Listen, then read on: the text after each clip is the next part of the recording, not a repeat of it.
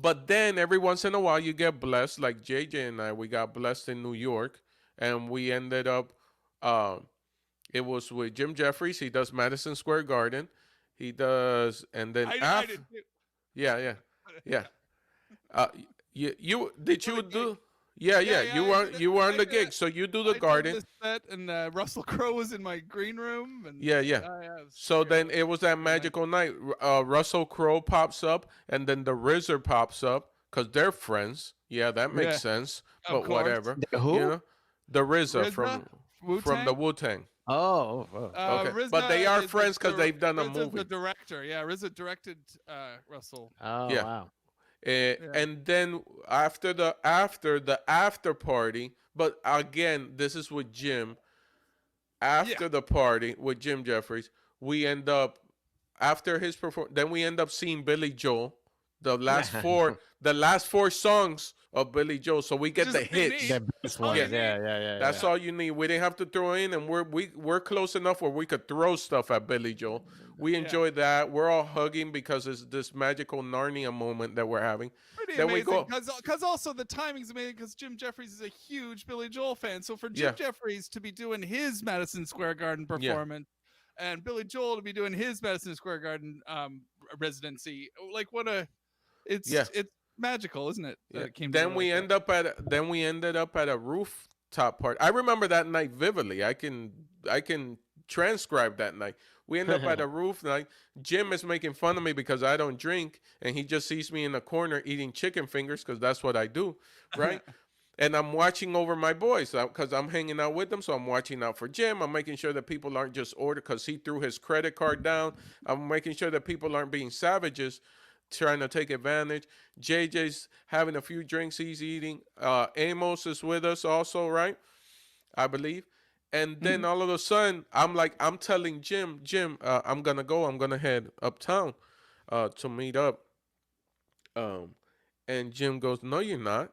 And then he shows me the text. Then he showed JJ the text also, and it's basically Russell Crowe texting Jim, telling him, "Meet me here," which is, by the way, magically a couple of blocks away Yeah. from where we are, like walking distance Ah, from perfect. where we are. And when we get there, Are you gonna They say where it wasn't the is? Are you wait, gonna huh? say where it is? wasn't the text? It wasn't the text from Russell Crowe. Was that? Are you not entertained? Wait, wasn't that? No. No, it was Yeah, just like pretty much, pretty come much. be entertained. Come be entertained. Yeah, we get there. Um, Perfect timing. We're getting there, and it's turning real hood, real hood. You At know? Russell Yeah. Crowe No, place. where we're going, it's Oh, turning got it. real hood. I, It was the Wu Tang. It was a Wu Tang well, crowd. don't give it away. You're Oh, messing up sorry, the I didn't. story, brother. You're like that. Yeah, Russell you messed Crowe. that up. Yeah, yeah. They've all been Forgot to drinking, mention. so everybody's feeling nice. JJ's feeling nice. Jim is feeling nice. Amos is feeling nice. I'm the only one that's not drinking, and I know where we're headed, so my head is on a swivel. So I'm looking on the swivel, and then he's like, Jim is like, because it was kind of like a coded message that Russell Crowe sent him, and he was just like, yeah. And then I see black Escalade pull up on the side. No one's noticing. Door opens. Is the goddamn gladiator jumps out of it, and then I go, Jim, Russell.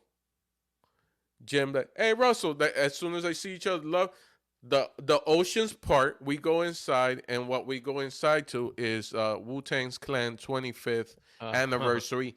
Just Damn. Wu-Tang and their immediate family members. Oh, Private. God. This isn't a concert for fans. Yeah, yeah. This Isn't is at the club like at the VIP? No, this no, is no. just The whole private party. place is VIP. The Yeah, whole yeah, yeah. place is like, yo, we're celebrating 25 So years of Enter the Dragon.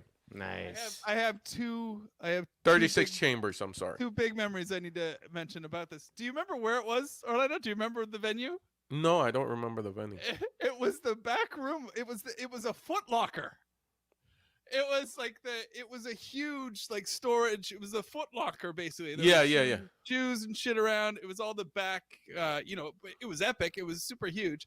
Yeah. So I remember that being like, holy shit, we're having a party. We're having a crazy party with Wu-Tang in the back of Foot Locker. And I remember how magical it felt when Q-Tip showed up because Yeah. I have never witnessed like there's a couple of celebrities that I've met and when they just have this aura around them, and you're just like, you're made of magic.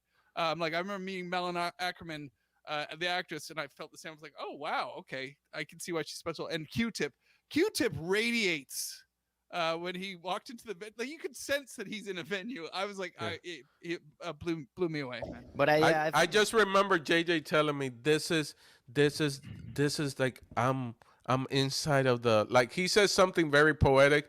I'm probably paraphrasing, like I'm inside the soundtrack of my youth, like that type of line, because it's all of them. They're all the only one that's not there, and he was probably there in spirit, was Old Dirty Bastard.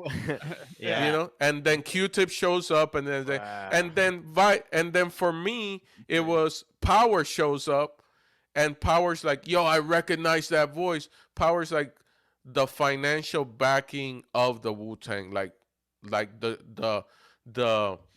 money that you can't say really where it came from that backed the Wu-Tang. Mhm. I met him years ago in Miami when we still had two-way pagers where you could type in the messages and send each other pagers. And he's like, I recognize that voice. And so he was like, yo, my man. And it was just like, because JJ and me are really enjoying it. I remember Jim and Amos just drinking, sitting down and talking to Russell Crowe. But JJ and I went full on like, yo, this is our youth right now. That's really happening. That's awesome. Which, That by the was way, a great travel. if JJ would have said that to me, I would have been like, all right, it's time for you to go home. You're drunk. Yeah. When he says that, this is the soundtrack to my youth. Okay, buddy, I'm going to call an Uber for you. You're done.